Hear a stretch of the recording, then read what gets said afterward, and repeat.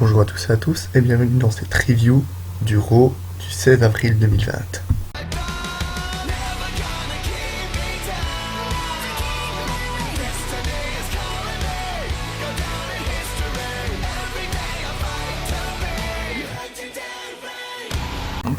On ouvre le show avec Drew McIntyre, champion WWE, qui va arriver sur les rings en parlant de sa victoire face à Brock Lesnar et face au Big Show juste après WrestleMania.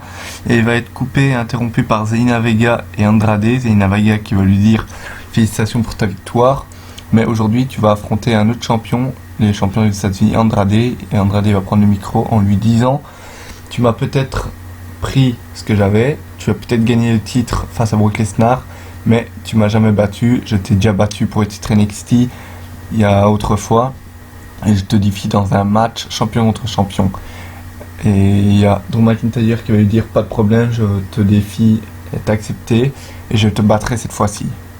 Alors, le premier match de la soirée va être un match de qualification pour le Money in the Bank Ladder Match, Asuka contre Ruby Riott.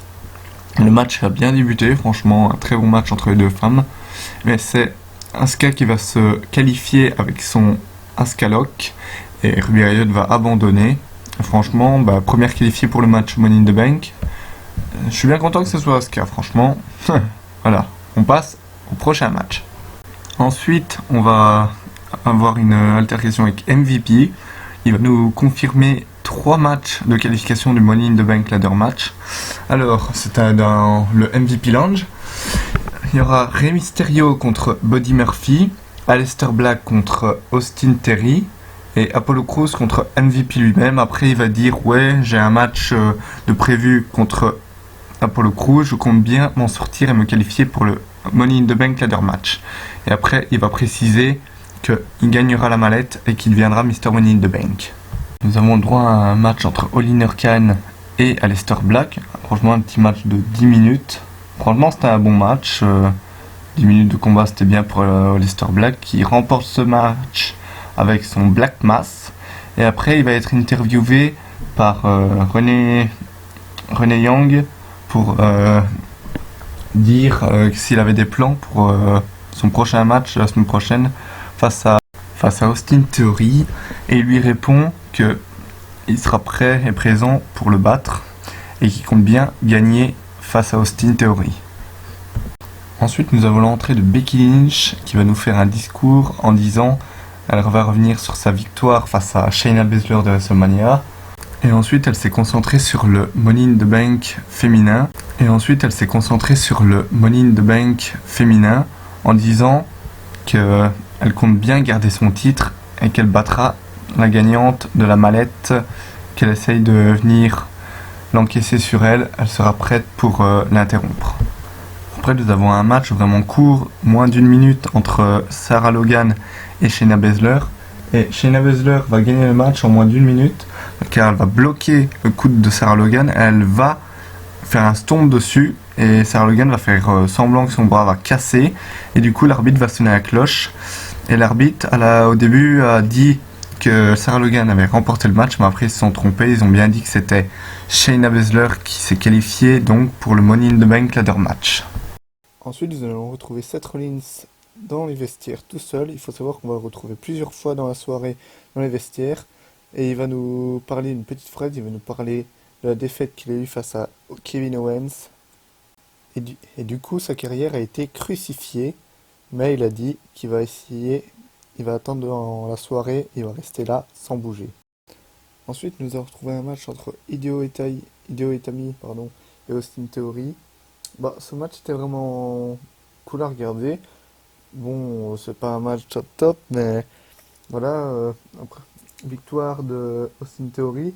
Et après, il va avoir l'intervention d'Andrade et Angel Garza qui vont venir attaquer Hideo Itami.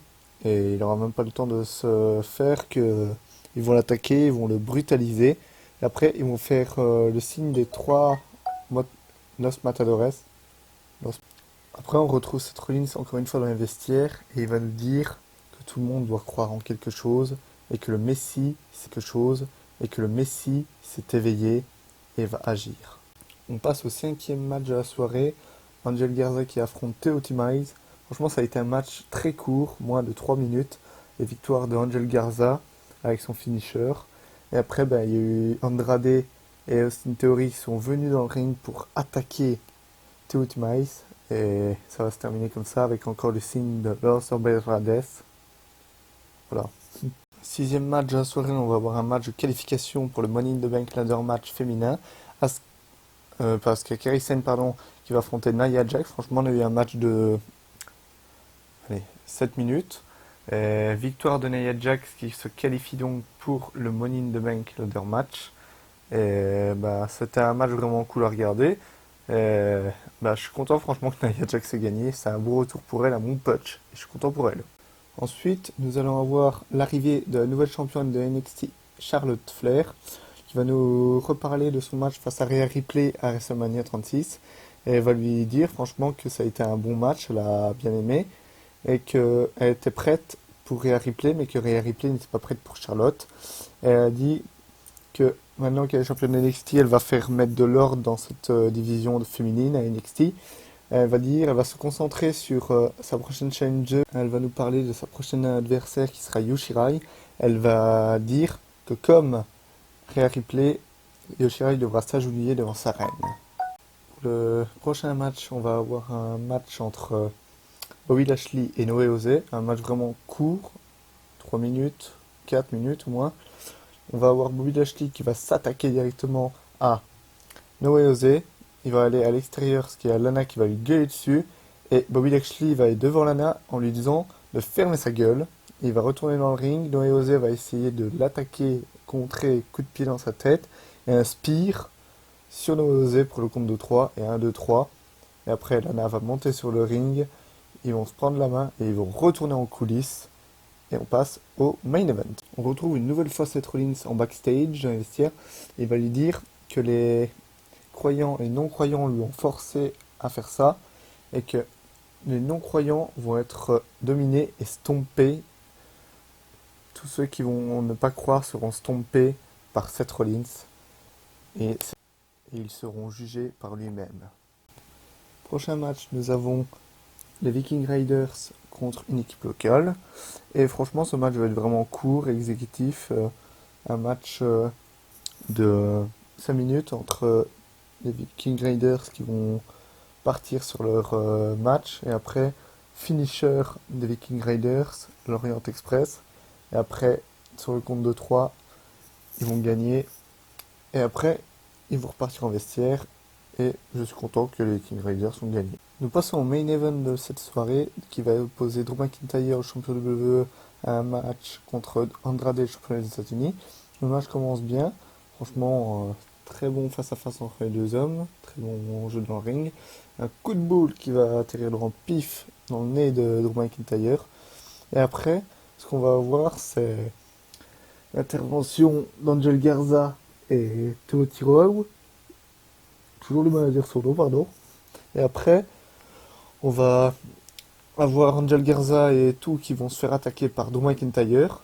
Il va revenir dans le ring, Andrade qui va vouloir attaquer Drew McIntyre et après il va se faire contrer et après il va prendre un Claymore kick de la face et 1, 2, 3 gagnant Drew McIntyre et après on va voir l'arrivée de Seth Rollins qui va arriver pour attaquer Drew McIntyre et après on va avoir Angel Garza qui va foutre un coup de poing dans les jambes de Drew McIntyre qui va être à genoux et après il va avoir un super kick de la part de Seth Rollins sur Drew McIntyre et après il va enchaîner avec 2 stomps sur Drew McIntyre et après il va regarder la ceinture de la WWE et après le show va se conclure comme ça.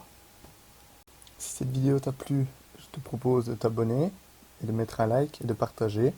Et mets-moi en commentaire si vous aimez ce style de vidéo. Il y en aura à mon avis toutes les semaines sur SmackDown, Raw et les pay-per-view tous les mois.